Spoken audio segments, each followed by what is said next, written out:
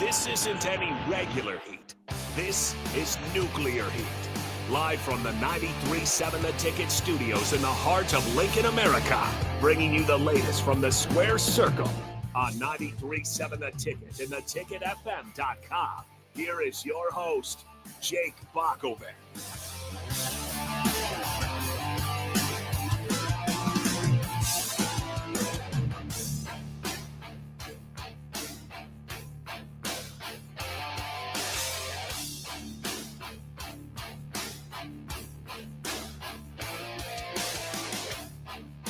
Yes, glad to be with you here on a Sunday evening. We're jumping a little bit early into nuclear heat. Don't worry, we'll replay it here at 9 o'clock too, if you're used to your normal time. But chance to jump early, talk some wrestling here on a Sunday night. We're going to take advantage of that. I'm Jake Bockoven, Augie Pena, my tag team partner here on Nuclear Heat for the last several years, is ready to talk some War Games, Survivor Series War Games, of course, concluding this past Saturday night. Not a big card, so we might talk a little bit of SmackDown and Raw as we get into it as well. But there's just a lot of questions. I don't know if they're all the best questions, but there's a lot of questions coming out of War Games. Augie, how's it going?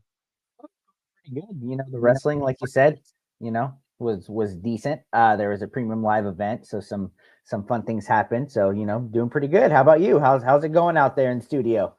Yeah, not too bad. It's it's a little bit snowy here for those that don't know, outside of that maybe have been outside of Lincoln. So it's been interesting. It's kind of an ice box here. Of course, not the ice box, but a ice box driving around Lincoln right now, but made it safely and here to be on 93.7 The Ticket. So not a whole lot better than that. And being able to talk some pro wrestling here with you. It's interesting. War Games, I think, all sorts of different opinions coming out of it. Again, sometimes that can be a goal in wrestling.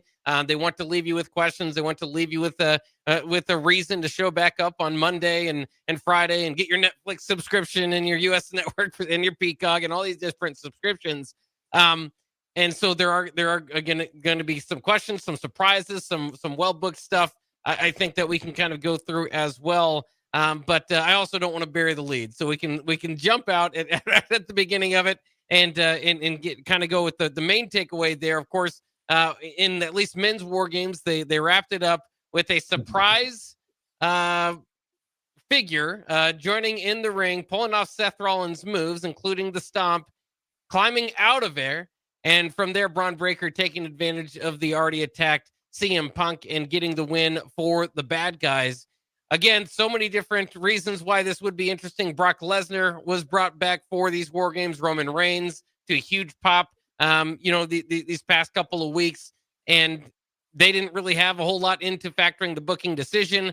From there, at the end of it, you had this kind of awkward, like, something could happen. Roman's like, there's palling around, I suppose. Not palling around, kind of staring off CM Punk, staring at Cody Rhodes. It's ultimately Cody Rhodes and Roman that kind of have this, hey, I'm not going to be on your team type of thing. Cody doesn't want to shake Roman's hand as they walk away. So, again, they achieved some things here. I'm just not sure if it was the best route.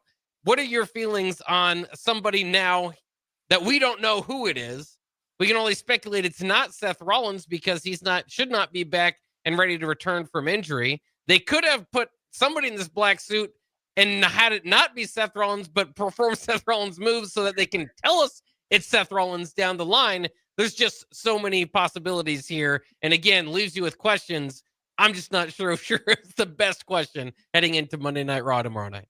Yeah, it was kind of messy, right? On that part there. And my theory is that it is Austin Theory, who's coming back, who's long been, kind of put into the conversation with the Vision. But it kind of, like you said, it leads to more questions. So was this Brock Lesnar's like one and done time? Because he's obviously back, but you just don't, you don't know how frequent he's going to be with this group. Do they keep this group together? They kind of, jumping a little ahead, they turned on Logan Paul essentially, on Friday Night SmackDown. They allowed him to go into the ring to get beat up by everybody, or was that Raw? It's one of the two. So they kind of showed, this is like a one-time alliance thing, but you still had one of your champions pinned, right? And even though it happened via distraction, CM Punk was still the world heavyweight champ to take a pin. So I thought it was kind of sloppy. of a direction for them to take in there. And like you said, it just leaves a lot more questions. And it just can't be Seth Rollins because, the guy was just, didn't look injured at all. And, like you said, they've done it before with like the Great Americano, where it's somebody and, could be somebody else in there. But I generally think it's Austin Theory. And then on the other part there with the whole, like, as the show was going off with like Roman and CM Punk and Cody, that just all felt super forced, right? Like we didn't really need to see that because the show was over. It could have been they lost, that was it. But CM Punk, Roman shake hands, and then the whole, are they setting us up, Jake, for another Cody Roman WrestleMania main event? Because it really kind of feels like that's where we're heading for on that.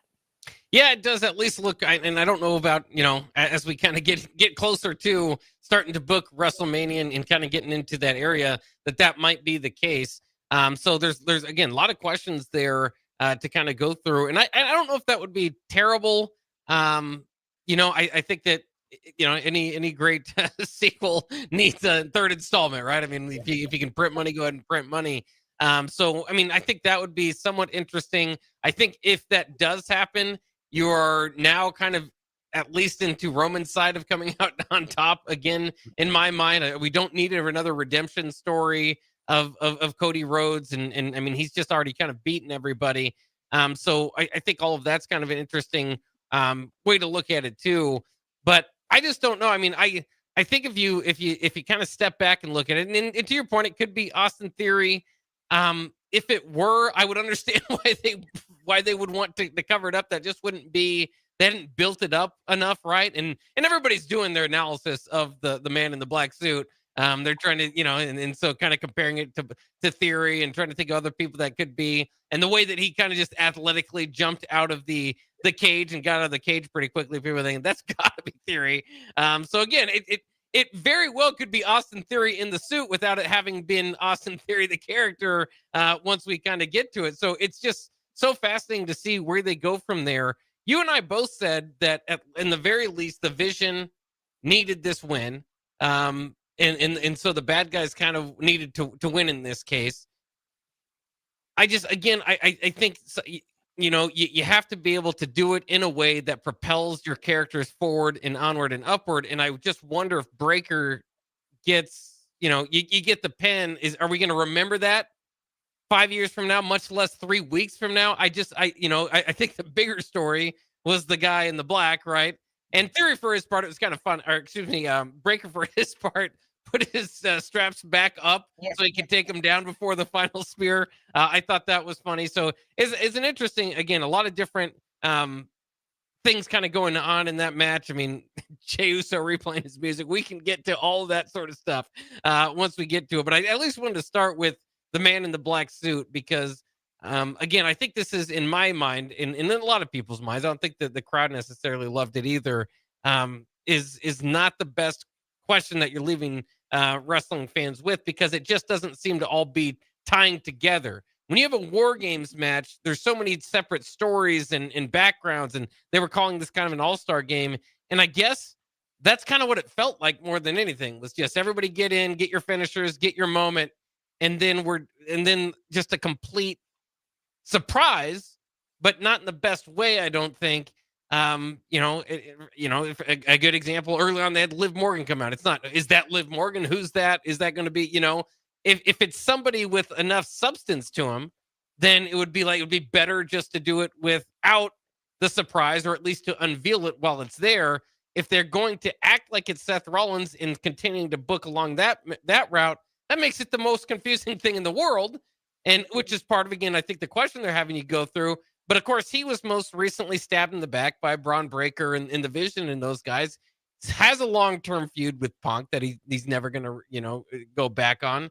But would he really attack Punk there and then run out without getting his, getting payback on Braun Breaker, who specifically was the first to turn on him?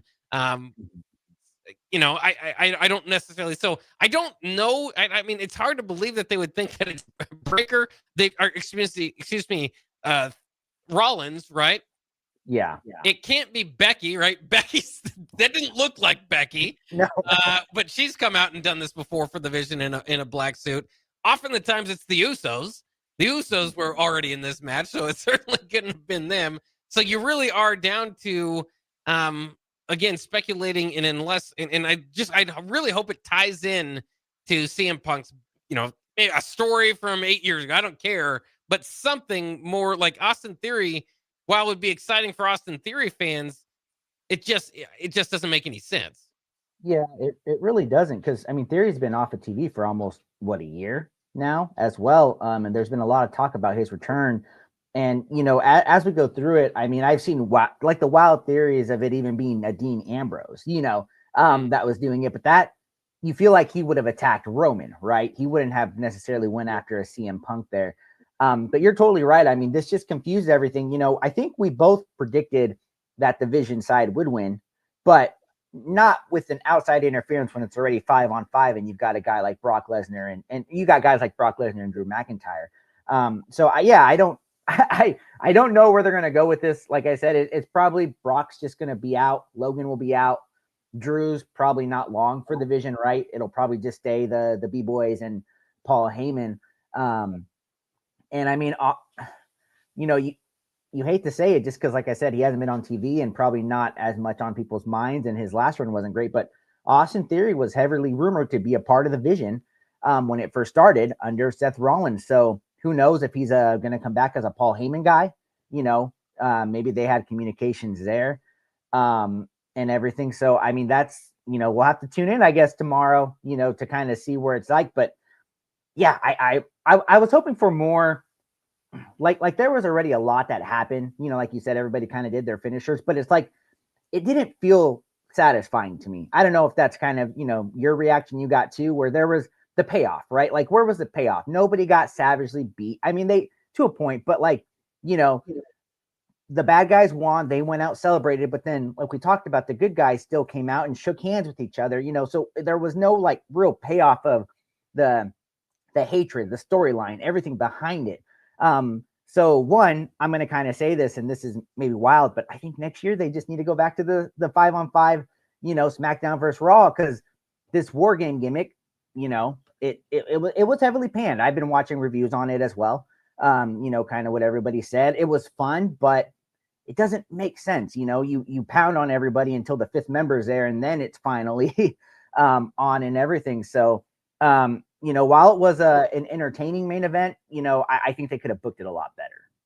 Well, and I think there's a few different routes to go there. Now, I do think, and because that's been a big talking point too, is do you just kind of go back to the traditional Survivor Series? Obviously, War Games is Triple H's baby alongside HBK down there at NXT. So I think they're going to do everything they can to kind of keep it going. I think the presentation of it from inside a baseball park in San Diego was incredible. So, I mean, I think all of that, I think, what was it, like 40-some thousand people in attendance? You got to be careful with WWE's attendances, but that's, it looked the part, right? And so, that along with, they clearly paid some good money for War Pigs there as they play that over and over again. So I think there's a path to it, but it kind of goes back to what I was saying about, what they've done with Hell in a Cell over the years.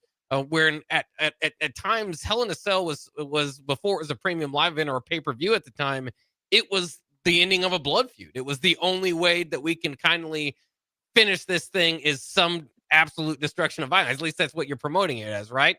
And then once they made it, it was so popular that they made it a pay-per-view event.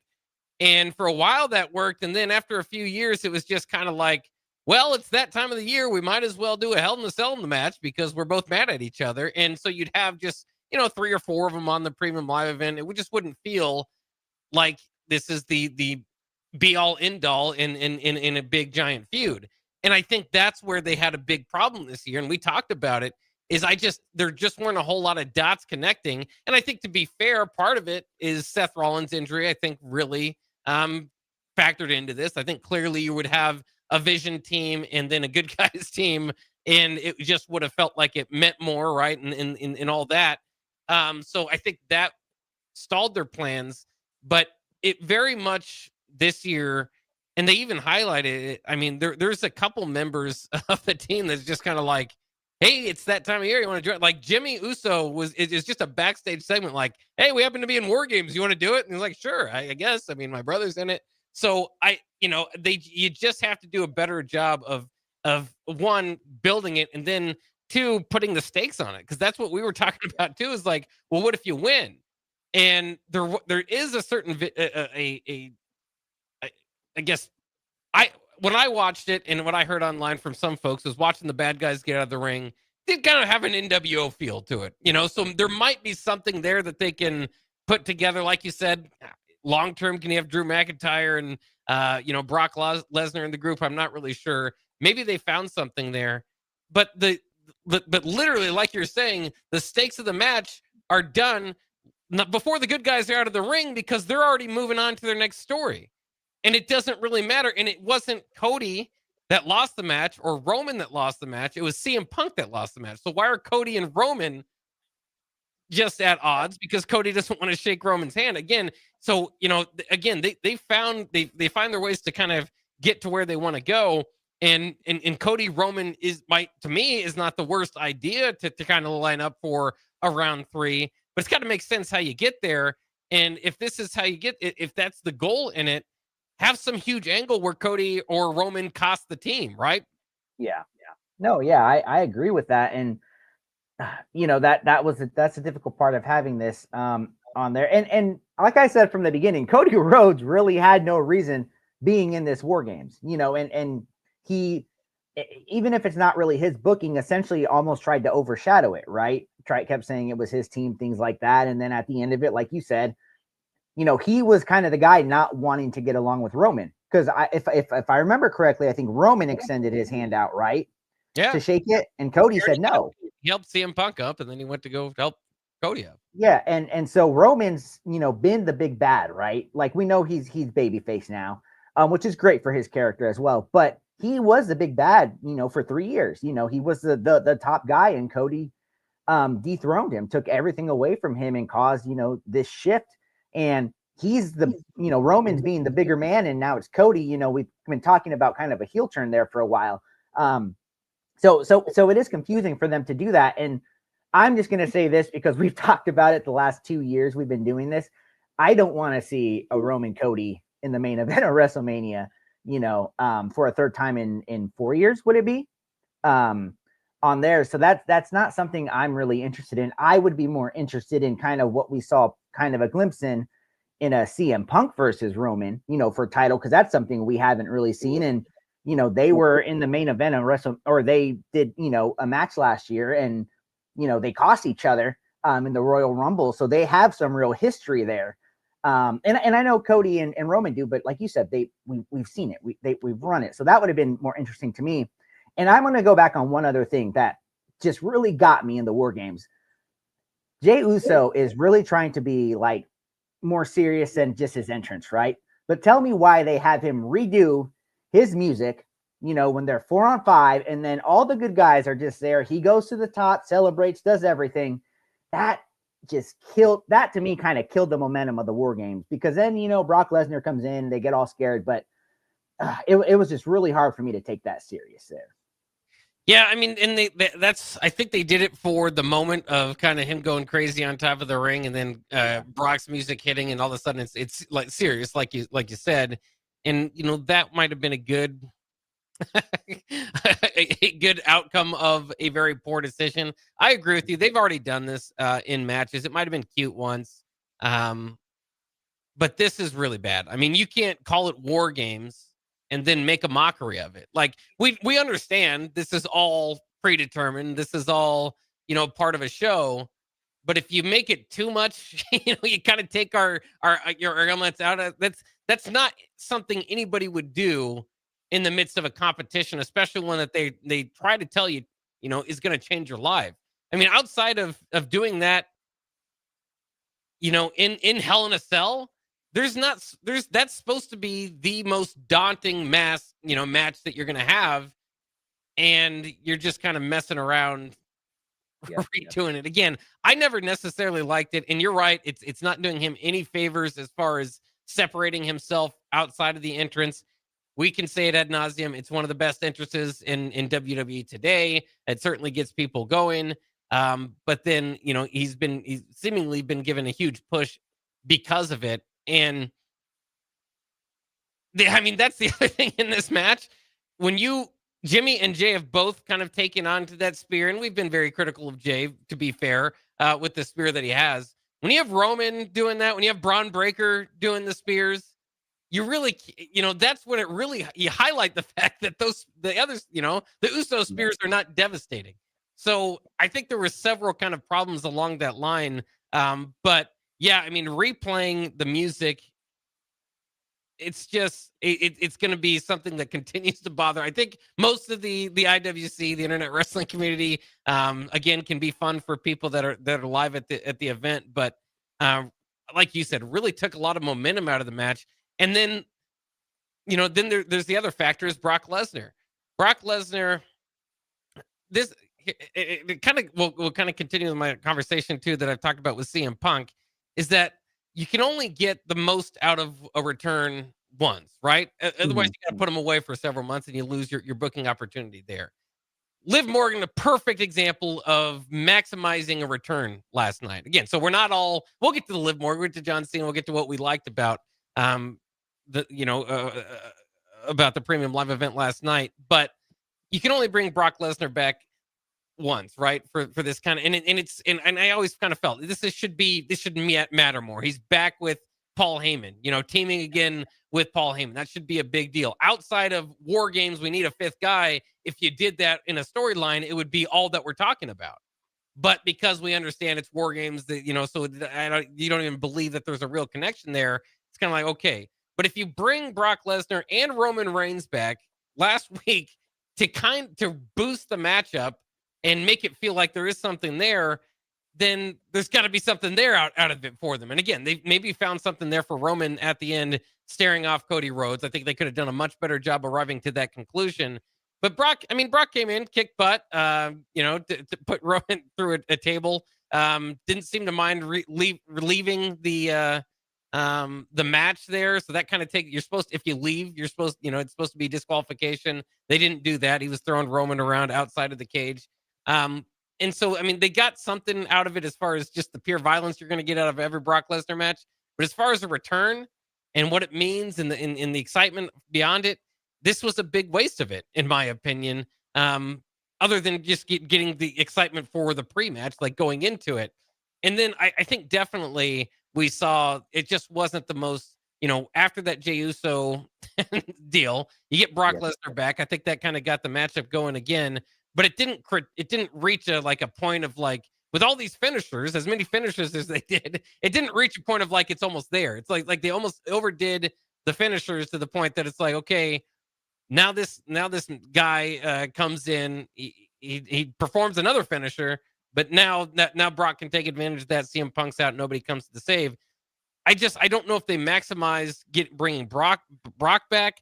I don't know if punking CM Punk every time he has a title is the best route to go about it, because that's my overall thought about CM Punk, because I love him back in the company. I know injuries have kind of changed the way that they've had to book him, but I just don't know if you're getting the most out of CM Punk because he's like a champion that's never feeling on top. Yeah, no, I agree with you 100%. It's kind of the same thing over and over again, right? We've seen this, and you can call them ultimate work guys, but this is, we talk about this with Crown Jewel and things like that, right? I mean, you got to protect your champions, and CM Punk, was the champion that took the pin. I think he was the wrong champion to take the pin. I think, if anything, it should have been Cody, kind of with where his character's going. He's been the champ since WrestleMania. He's taken pins before. He's kind of the ultimate top guy. Whereas CM Punk, like you said, he was champ for 5 minutes, lost it, things like that. And then, now here he took it again. So I agree. It's just a lot of questionable things that they did in this War Games. And so that's why I could keep saying I was entertained to a point.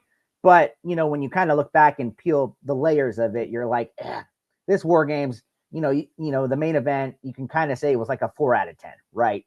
Which is kind of like you said, the potential. It was there. It just never got chaotic. It never got to that point where you're like, oh my gosh, these guys are really, really going at it. And things like that. And to your point, that's what War Games is supposed to be. And unfortunately, we just didn't really get that moment last night. Yeah, and I think and ultimately that's why you're seeing a lot of discussion online about maybe switching to traditional Survivor Series. That's how you know you did not pay off War Games the way that the fans expected. But let's go ahead and take a quick break. Again, we've got more to talk about. The women's War Games matchup, I think, was better, a little bit more exciting, and I think the booking altogether made a little bit more sense. Very pleased with everything they're doing with John Cena, although not everybody is.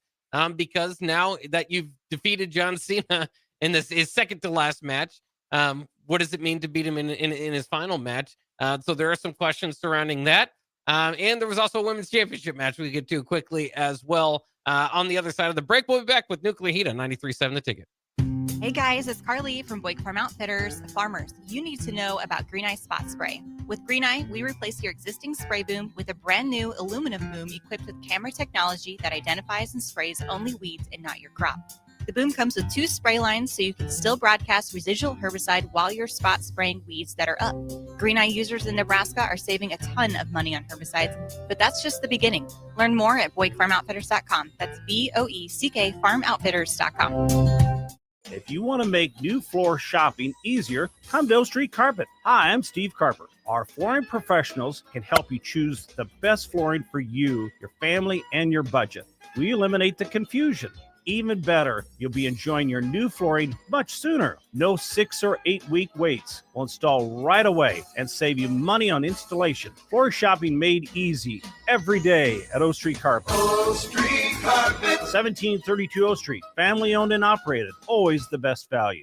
This is former Husker and NFL linebacker Jay Foreman. For years, I've suffered from degenerative problems in both of my ankles, but thanks to a thorough and thought-out plan provided by Advanced Medical Imaging, I was able to get my life back with the least amount of pain as possible. While working through multiple options, the team of physicians at Advanced Medical Imaging were there to answer any questions I had. If you're experiencing any pain at all and want to get your life back, go to amimaging.com or give them a call at 402-484-6677. Advanced Medical Imaging, located at 7601 Pioneers Boulevard. At Parkview Animal Hospital in Lincoln, it's not just their professional care that sets them apart, but their warm staff and state-of-the-art facilities. Whether it's for a routine checkup or a comprehensive medical procedure, at Parkview, your pet isn't just another number, but a valued member of their caring family. Visit them at pahlincoln.com today and in person just south of 14th and Pine Lake Road. Parkview Animal Hospital, your pet, their passion for happier, healthier, furry friends. I'm Karen Carr. I've been a realtor for 31 years. When I made a company change 12 years ago, I chose Lincoln First Realty, now NP Dodge. It's the oldest independently owned realty company in the country. Since becoming NP Dodge, we've continued our tradition of community involvement. Our management and staff are always available to offer support in marketing, technology, social media, and educational opportunities. Expand your career with NP Dodge. Call Eric at 402-434-2222.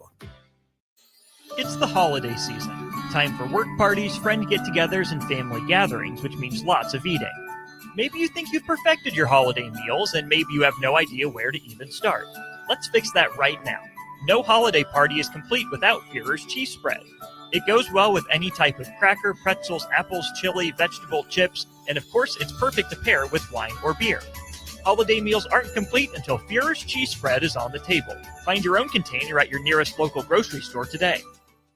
Things that impair you come in many different shapes and sizes. Some are the shape of beer and liquor bottles. Others look like cigarettes but aren't cigarettes at all. These are the things we know impair us, the things our parents warned us about. What we're not always aware of is our new prescription, or the over-the-counter medicine we picked up just for allergies or a bad cold. See, it doesn't just matter how much of a substance you take. If you are impaired, driving is deceptively dangerous. Don't drive impaired. Paid for by the NDOT Highway Safety Office. Midwest Bank is hosting our annual Thanksgiving food drive, partnering with local Lincoln schools to provide Thanksgiving dinners to families in need. We hope to provide meals for more than 120 families in our community this year. You can help by dropping off a donation at either Midwest Bank location, 7001 Pioneers Boulevard or 2655 Jamie Lane. Any donation is greatly appreciated.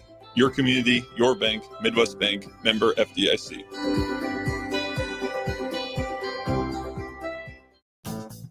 Fall is officially here, and Brown's Shoe Fit has just the right style and comfort your feet deserve. Stop in to see a wide selection of all your favorite brands, including Brooks, Hoka, Echo, Keen, and many more. At Brown's Shoe Fit, they take the time to measure your feet to ensure proper fit. They also have the largest selection of Uggs and Hokas in Lincoln. Brown's Shoe Fit at 66th and Q. This is where it happens. Long hikes with friends, kayaking adventures with family, more horseback riding, zipline gliding, rock face climbing, hammock camping fun than you could ever imagine. And it's all outdoors, amongst the trees and across the prairie, here beneath Nebraska skies. Plan an outing today at yournebraskaadventure.com. Sponsored by Nebraska Game and Parks, aired with the Nebraska Broadcasters Association and this station. Hey guys, it's Carly from Boyd Farm Outfitters. Farmers, you need to know about Green Eye Spot Spray. With Green Eye, we replace your existing spray boom with a brand new aluminum boom equipped with camera technology that identifies and sprays only weeds and not your crop.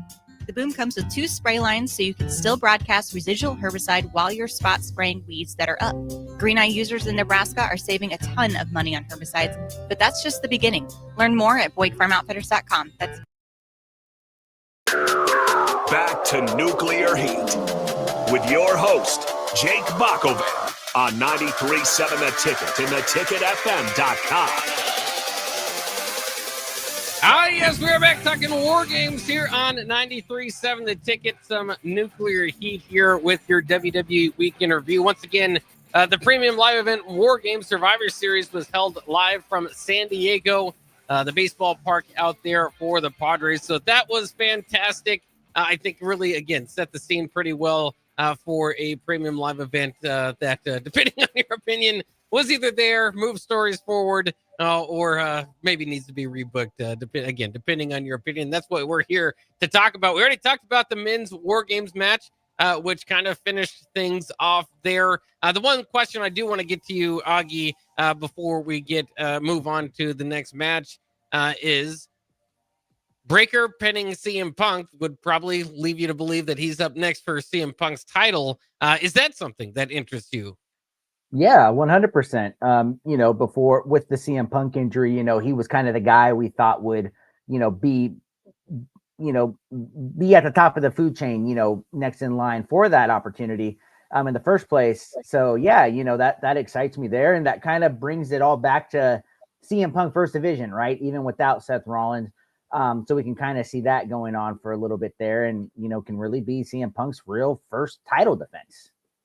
Yeah, we'll see how it looks there. And again, a big part of this conversation too is there's a lot of older guys in this War Games is trying to bring along that younger generation. Braun Breaker, Bronson Reed, some of the younger guys. Dominic Mysterio definitely put over last night. Maybe Austin Theory. So this could have been a big show for the younger talent kind of moving up over some of the older guys, or at least being put over by some of the older guys. And we'll get to that here in a second. We do have Joseph off the text line here. The Sartor Heyman Jewelers text line say, what a drag of a show last night. 4 hours of going through the motions. Certainly some WWE fans did feel that way. So cannot argue with that if that is how you came out of it. Again, I'll speak a little bit for Augie, but I speak for a lot of the WWE universe, just less than impressed with the finish more than anything. I thought the women's War Games match definitely delivered a little bit more, if not a little bit predictable, right? Predictable can't be good, but definitely had a predictable finish to it. But along the way, I thought we had some fun. Kairi Sane coming out with a chain at one point, using that, I thought really made sense given her diminutive status. So that really helped out there. Io Sky had her moment that she does from War Games. She's been in every War Game. She does it again here with her own labeled Io Sky trash can from the top, taking out a majority of the competition. My only problem with that is, of course, them all standing up around waiting for Io Sky to jump down with a trash can on them. The timing needs to be worked on a little bit there, but ultimately that can be overlooked for such an awesome spot. Other parts of this match I thought were really cool. Obviously, Rhea Ripley, her mask. I'm not a big fan of. Was it the Terrifier? Yeah. Art the Clown. Art the Clown. That's right. I tried to watch the first one, and it was just gore for gore's sake from the first 5 minutes, and that's just not me. But I do get it. She has been posing on social media with with that. I think there's some sort of connection there. At least she's a huge fan of the Terrifier. So it was a cool mask. She's done masks before. This, of course, to help with her broken nose. So it made sense and all that. So I thought that looked really good. Another big part of this story here was that Flair and Ripley could get along. And they certainly did at one point. I think was it Ripley or Flair? One of the other saved the other. I think it was Flair who saved Ripley getting Asuka's blinding mist. Which ended up in Lash Legend face, which kind of set the things in motion for the trash can, and then hit there at the end. AJ Lee putting on her finishing move, the Black Widow, which really looks impressive. I mean, just it is the one of the cooler moves of just like tying up a person on Becky Lynch, who was forced to tap there. So a lot of different fun little segments in it. My one biggest critique of the match would be Lash Legend's spot as the fifth woman in for the bad team, if you will, the heels. Just because I don't think we have enough time to know her music. Like, I get it. It was really supposed to highlight, she's the threat and all that. I just think her being in the match was enough. You could have really built up to, okay, here comes, the biggest, baddest person from the heel side, I think, at the end. So I think that was one critique I would have made. But other than that, pretty good match. Again, if not for a little bit, predictable. Yeah, for sure. And I agree. I'm glad you brought that up. The Lash Legend, her being the last one in, really surprised me. Once Nia came in fourth, I was like, oh, they're really gonna, maybe I thought, okay, the match won't be as long when she's in, maybe because she's so green still there. But she showed some great athleticism. She manhandled everybody. That miss though that Asuka hit her with, I don't even think it hit her in the face. I think it got her hair. That was kind of bad. Charlotte came in, saved Rhea. But like was already there, just kind of was looking at Asuka waiting for her. So, that and the whole trash can part, the timing was just very off on that. But yeah, it was a lot of fun. A lot of, equipment was used. The trash can, kendo sticks were brought in, that chain that Kyrie's saying. The hilarious part about it for me was, I think it was Asuka was getting just destroyed by Charlotte, and I think AJ possibly, or somebody, and Kyrie's music hits, and Kyrie still stands there, does her pose as Asuka's just getting destroyed. So I thought that was pretty funny. I'm just sitting there and I'm like, all right, Kyrie, you gonna hurry this on up. Your tag team partners, and they're getting just annihilated. But yeah, this was a lot more. I thought, there was a finish, although with the whole Becky Lynch, AJ Lee thing, I don't think that story's over. Becky Lynch went on another social media rant afterwards, said, it was Jessica Carr, the same ref that she kind of is against, saying that it's rigged. She didn't tap, even though we all saw her tapping, things like that. So I expect that their storyline will go on. But yeah, other than that, I mean, everybody kind of got shots at each other. They used, like I said, equipment on each other. Nia Jax, she kind of punished everybody. So yeah, this one was a job well done compared to the men's, in my opinion. Yeah, I agree with it. And especially, it's spot on the card too, the opener. So again, okay, especially in that scenario, the main event, you want to have the surprise and the questions leaving from it. From the opener, you generally just want good action. And I thought you got pretty good action. Again, mistimed a little bit. That can be understood. But for the most part, pretty good. Again, and the other critique that I'll have is just overdoing the miss for Asuka. I always say, if you hold that back, you do it once every 3 months. It's a true surprise. It can really argue, like, swing a match, right? And be like, wow, the poison miss. If you do it every time, I mean, she did this as a doctor the other day. She did this as a cameraman. I mean, all this within the last 3 weeks. And so when you have that spot, it's not, you're just kind of waiting for the match for it to happen instead of it being a surprise and having it turn. Like, again, this would have been a lot better if she hadn't been doing it a lot. But that's my own critique. It's again, one of those deals that it's hard to argue in a live performance that it's good for everybody in the building to get that. It's kind of part of wrestling mystique there. But for TV programming wise, containing it, keeping it back a little bit, I think would help a long way for Asuka. What I also like about this is there's just you mentioned between AJ Lee and Lynch, but just everybody involved. There's so many different ways to move from here. So it doesn't feel like a lot of like on the men's side, right? It was just kind of like guys in the match just to be there. there's a little bit of story with everybody right now. Rhea Ripley and Flair kind of have an agreement, at least for now. Flair and Bliss, of course, is tag team still going. Legend and Jax's tag team is new. Asuka and Sane are tag team champions. And then, like you said, Lynch and AJ Lee already kind of have their own thing going. So I just think everybody just kind of keeps and continues their momentum out of this match a little bit better from the men's match as well. We do have to save our final segment here for the Intercontinental Championship match, because I know we'll talk more about that than we will the other ones. So we'll jump out of place a little bit here. The other match, Women's World Championship, Stephanie McCourt versus Nikki Bella. Ultimately, McCourt retains by defeating Bella here.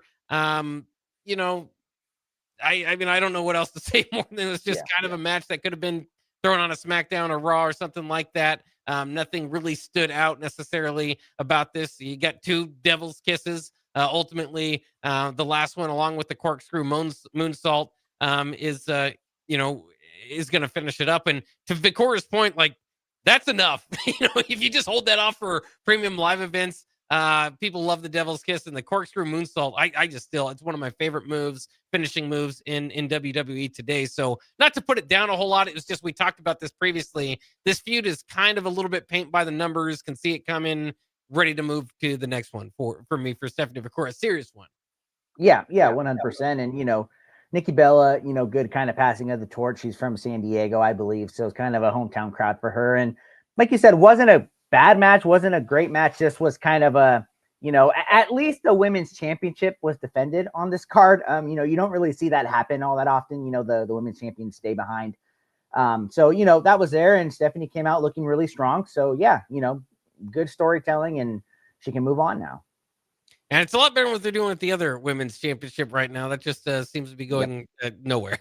So we'll see what they kind of can do there. And Jade Cargill's good enough. I'm just waiting for a storyline, waiting for something to kind of move, other than she's just going to walk around and belittle another champion. Of course, we're sticking up for our girl here a little bit, but still, there's nothing worse you can do than for a new champion than to come in along and belittle it with a bigger championship. So I don't like anything they're necessarily doing in that route. Again, post giving Chelsea Green the title. I think that was a great idea. But once again, what do you do with the title? And if you bury it right away, not the best idea. We'll see if they're maybe got a bigger plan outside of that to get going. All right, we got one more segment here on Nuclear Heat. We've saved it for my favorite portion of the night. I'm sure yours as well, Augie. And sorry, Super Cena fans, he's not as super as he used to be. But we'll talk about it, because I think it is really interesting, because it sets up for me more of an unpredictable final match for John Cena, and keeps kind of gives the rub to Dominic Mysterio. So we'll talk about that coming up next year on 93.7 The Ticket. This is Nuclear Heat, and we'll be right back. BOECK FarmOutfitters.com. If you want to make new floor shopping easier, come to O Street Carpet. Hi, I'm Steve Carper. Our flooring professionals can help you choose the best flooring for you, your family, and your budget. We eliminate the confusion. Even better, you'll be enjoying your new flooring much sooner. No 6 or 8 week waits. We'll install right away and save you money on installation. Floor shopping made easy every day at O Street Carpet. O Street Carpet. 1732 O Street. Family owned and operated. Always the best value. This is former Husker and NFL linebacker Jay Foreman. For years, I've suffered from degenerative problems in both of my ankles, but thanks to a thorough and thought-out plan provided by Advanced Medical Imaging, I was able to get my life back with the least amount of pain as possible. While working through multiple options, the team of physicians at Advanced Medical Imaging were there to answer any questions I had. If you're experiencing any pain at all and want to get your life back, go to amimaging.com or give them a call at 402-484-6677. Advanced Medical Imaging, located at 7601 Pioneers Boulevard. At Parkview Animal Hospital in Lincoln, it's not just their professional care that sets them apart, but their warm staff and state-of-the-art facilities. Whether it's for a routine checkup or a comprehensive medical procedure, at Parkview, your pet isn't just another number, but a valued member of their caring family. Visit them at pahlincoln.com today and in person just south of 14th and Pine Lake Road. Parkview Animal Hospital, your pet, their passion for happier, healthier, furry friends. I'm Karen Carr. I've been a realtor for 31 years. When I made a company change 12 years ago, I chose Lincoln First Realty, now NP Dodge. It's the oldest independently owned realty company in the country. Since becoming NP Dodge, we've continued our tradition of community involvement. Our management and staff are always available to offer support in marketing, technology, social media, and educational opportunities. Expand your career with NP Dodge. Call Eric at 402-434-2222. It's the holiday season. Time for work parties, friend get-togethers, and family gatherings, which means lots of eating.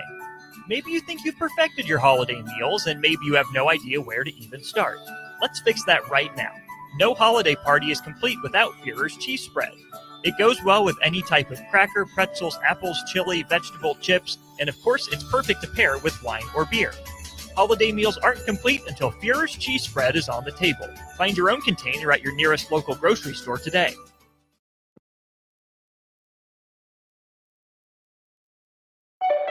Back to Nuclear Heat with your host, Jake Bockoven, on 93.7 The Ticket and theticketfm.com. We are back on Nuclear Heat. Thanks for joining us here on 93.7 The Ticket. We talk WWE Week in Review every week here at this time. Well, actually at 9 o'clock, usually 9 to 10 on Sunday nights. We'll replay this episode at that time, but we did have a chance to jump into it, get some live radio for you here, and so we took that opportunity mostly for this segment. This was going to be the most fun segment I was going to have.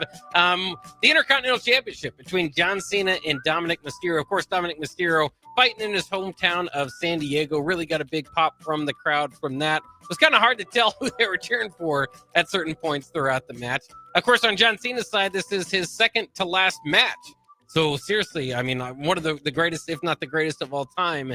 Kind of big stakes in this case. Of course, he won the Intercontinental Championship to become Grand Slam champion over Dominic recently, and that really became the kind of story. Is this going to be extended if he wins? Does the winner of the final match against John Cena take the Intercontinental Championship? And if you kind of set it up that way, how else would they, they rarely have somebody lay a belt down at the end of their career. So it would have maybe told you whoever's going to face him, especially if it was the Gunther, obvious, tie line story there of Gunther being the longest reigning Intercontinental Championship champion. You just didn't want it lined up to be obvious. So I thought from the beginning that they were going to have Dominic win this match. If I would have had to bet on it, that would have been my bet, just because it would have lined up better.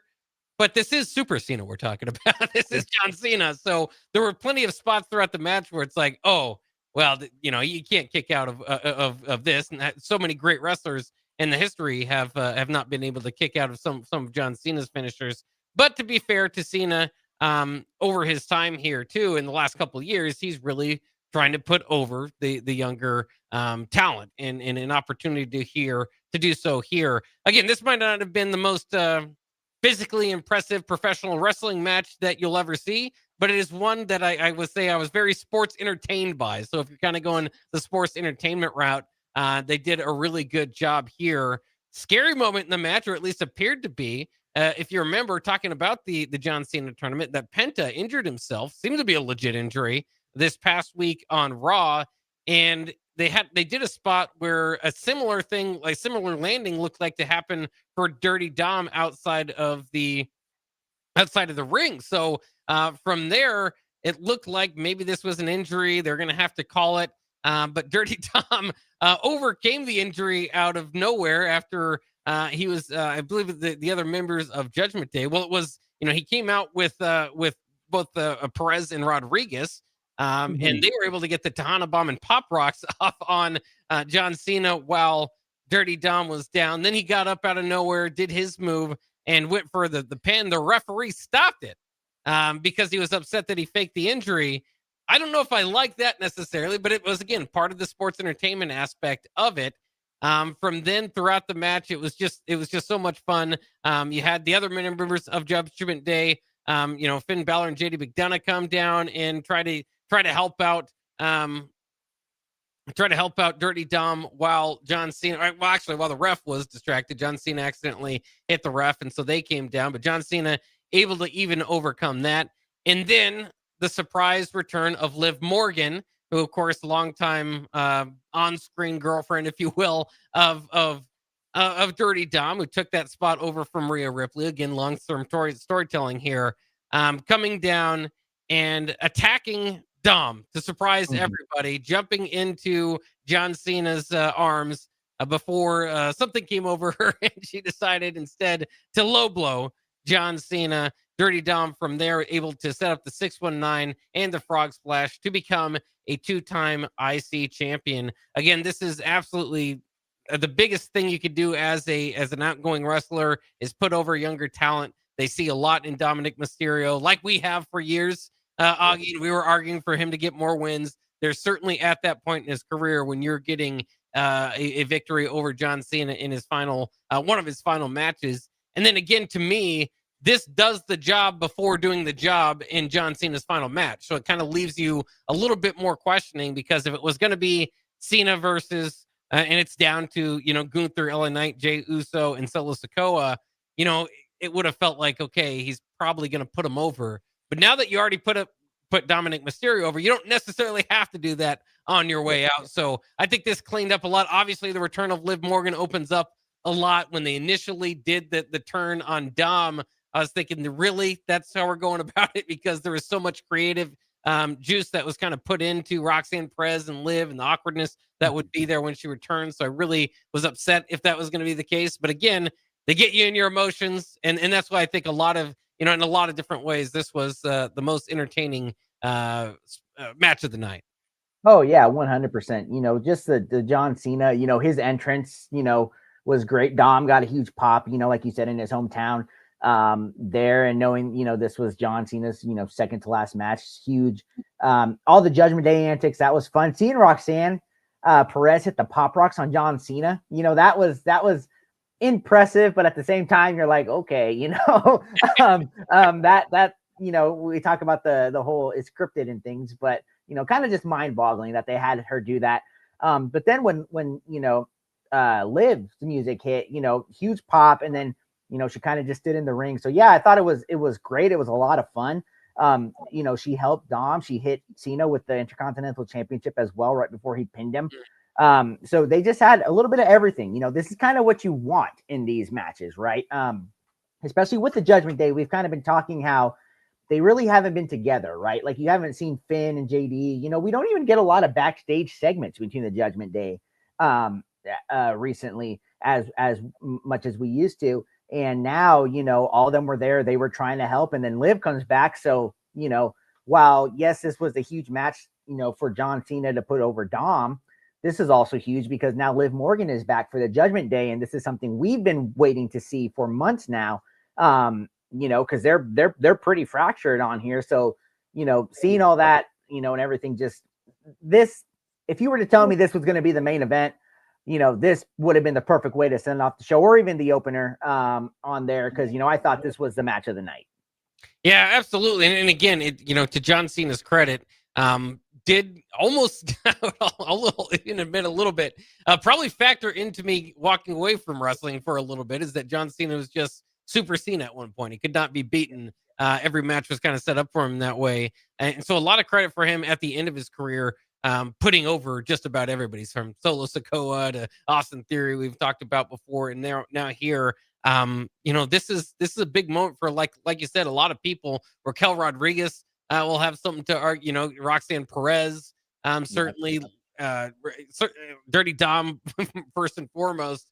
But even Liv Morgan here, when we talk about getting the most out of somebody's return, especially somebody that they seem to have booking. I mean, similar to Seth Rollins, the women's division was booked around Liv Morgan at the time of the injury. And so, you didn't just want to kind of bring her back. I mean, they could have done it different ways, bring her back when in more of a women's division storyline.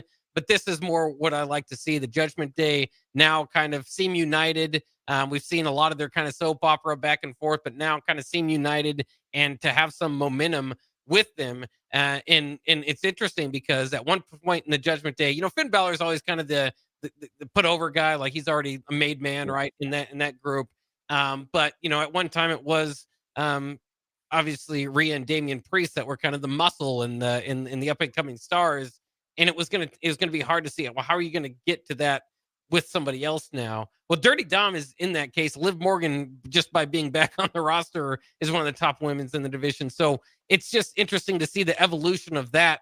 Now, obviously, from when Edge started it to now, to be very interesting to see how we get there. So absolutely loved everything about it. Some people don't necessarily like John Cena losing on his second to last match. So that would be, again, you always have disagreements out there.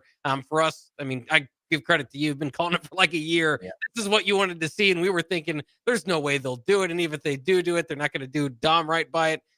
So as much crap as we gave WWE for their booking today, and we do in general, which again, I don't like to call it crap. I like to call it critiquing and just kind of fun, to have fun with it all together. This is something that should be pleasing to you, Augie.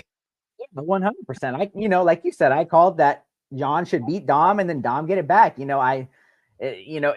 just made the most sense. And, it's to me, it helps this farewell tour that I think, we won't have time to talk about it really here, but the Final Four is kind of a disappointment to me, and the last time is now. We were all excited for it, but this kind of helps, being his second to last match, putting over Dominic Mysterio in that way, before he gets on to his last match there in the WWE, so this, like I said, just a lot of fun. And, Dom got to do 2 out of the last 3, matches John Cena will ever have. And I think that's the most put over you can be.